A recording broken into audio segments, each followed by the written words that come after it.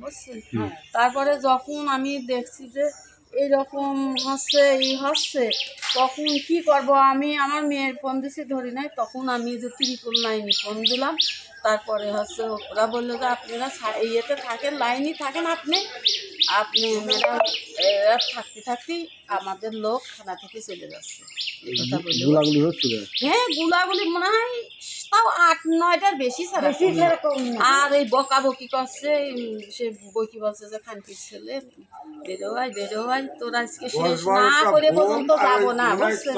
এই বলছে, কারা বললে? বললো আপনার হায়দার মেম্বার। হায়দার আমি বলতেছি আমার সাক্ষাৎ। হ্যাঁ, বন্দুকের। আপনার নাম পরিচয়? মোহাম্মদ ওয়াজেদ আলী, সাবেক মেম্বার, ওসমানপুর 3 নম্বর ওয়ার্ড। রাত তখন আনুমানিক 11টা 40-45 মিনিট, 11:45। হ্যাঁ, তারপরে এখন দেখি ওই আল্লাহর ধ্বনি একটা মানে এমনভাবে চিল্লায় উঠলে, আল্লাহর ধ্বনিতে চিল্লায় ওঠার পরে তাদের সঙ্গে ঘুম ভাঙার পরে দেখি গরম করে একটা বোমের সাউন্ড। হ্যাঁ, তারপর বোমের সাউন্ড পরে দেখি একের সব চিল্লা আইসি একেবারে যে আবার এই ঘর বাড়ি ভাঙা শুরু করে দিল। তারপর বাইরের গার্ডলাইট ছিল, দেখি যে হায়দার মেম্বারের ছেলে ইদ্রিস, তারপরে ওই লিটন, মুজিবারের ছেলে লিটনের ভাই মিটন, তারপরে হামজার ছেলে শান্তু, ফরাদ, এরকম এই 6-7 জনেরই আমি চেনা গেল। অন্তত ওরা 25 থেকে 30 জন আনুমানিক হবে। হ্যাঁ, এরা কি হাতে করে আসছে? এর ম্যাক্সিমাম লোকের হাতেই ওই আগ্নেয়াস্ত্র ছিল, মনে হয় বন্দুক ছিল 2টা, আর ওই সব ওই শর্ট মেশিন টাশিন, তাছে রামদা, বেকি, এবং 20-30 জন, মানে মনে হয় 6-7টা আনছিল। মনে হয় 8টা বন্দুক দিয়ে ফায়ার, আর বোম অন্তত 10-12টা বোম ফোটায়। হ্যাঁ, সে বিশাল সাউন্ড। হ্যাঁ, বোমেরও সে বিশাল সাউন্ড।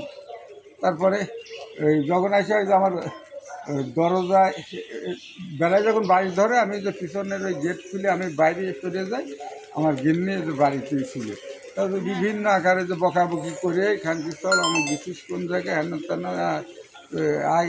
আমরা আইছি, তবে এত বড় সাহস হেন তেন, ওই সামান্য মানে যে যা নিয়ে ইস্যু, সে কোনো একদম মিথ্যা একটা দিয়ে। কালকে আমার এই গত রাত্রে, আগের রাত্রে আমার ছেলের নামে থানায় একটা অভিযোগ দিয়ে আসছে।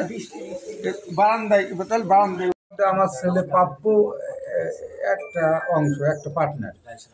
এই ওরা ওই 10 জনে মিলে এই ঘাট ডাকার পরে 2 মাস ওই ফরাদ নামে যে যার নামে ঘাট বিট করা, ওই 2 মাস কালেকশন করে কোনো পার্টনারের হিসাব নিকাশ দিইনি। তারপরে ওই ওরা 4 জন না 5 জন পার্টনার একত্রে হয়ে বলেছে যে ওর ফরাদ তো 2 মাস কালেকশন করলো, তো আমার তো কোনো হিসাব দিচ্ছে না। তো ফরাদেরা 2 মাস চালাইছে, তাহলে ওরে সরা, আমরা আবার 2 মাস তাহলে ঘাট চালাই। এরকম এই প্রস্তাবটা রাখে মজিবারের ছেলে লিটন পাপ্পুর কাছে। তারপরে পাপ্পু আবার ওর আরও যেগুলি পার্টনার ছিল সব ডাকিয়ে ওরা বলেছে হ্যাঁ তা করা তো, যখন হিসাব দিচ্ছে না, আমরা তাহলে আবার 2 মাস ঘাট চালাই। তো ওরা ওরে ঘাটের থেকে সরাই দিয়ে ওরা আবার ঘাট চালাচ্ছিল। ঘাট চালাই নিয়ে মানে 4 দিন না 5 দিন হওয়ার পরেই ওই লিটন নামে ওই ছেলেটা বলছে আমার অ্যাকাউন্টে টাকা জমা দেওয়া লাগবে। হ্যাঁ, তো বলছে না, একজন হিন্দু আছে বাসু, কারণ আমরা বাসুর অ্যাকাউন্টে জমা দিচ্ছি। হ্যাঁ, তো তোমার বাসুর একজনের, আমার ভিতরে একজনের অ্যাকাউন্টে টাকা জমা হলেই হয়ে গেছে। বাসুর অ্যাকাউন্টে টাকা জমা দেওয়াতে ওই লিটনটা আবার ওই পাপ্পুর থেকে বেরোয় আগে যে ফরাদের সঙ্গে মিলে থানায় যায়। একটা ওই 18 তারিখই রাত্রিতে একটা অভিযোগ করে আসে যে পাপ্পু 2 লাখ টাকা আমার কাছে চাঁদা দাবি করেছে, ওর এই টাকাটা দিতে পারতেছি না বিধায় আমার ঘাটের থেকে নামায় দিয়েছে, জোরপূর্বক পাপ্পু ঘাট চালাচ্ছে। তারপরে থানার থেকে বলেছে তুমি বলো ওরে ঘাটে 2 লাখ টাকা চাঁদা ধরেছো। বলছে না, এরকম কোনো ঘটনা তো কোনো ঘটেনি, ঘাটের তো আমিও একজন শেয়ার।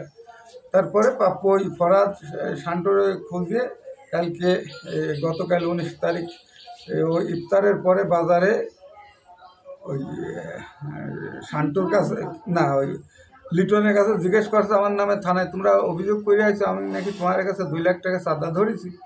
তো বলছে আমি না এর শান্তর দরখাস্ত করা তুমিও গেছিলে কথা গেছিলাম তাহলে কাজটা কি ঠিক করছো তো করছে যে না। তারপরে শান্তর সঙ্গে কথা বলি এটা কোনো বিষয় না আমরা দরখাস্ত তুলে নেবো না। তো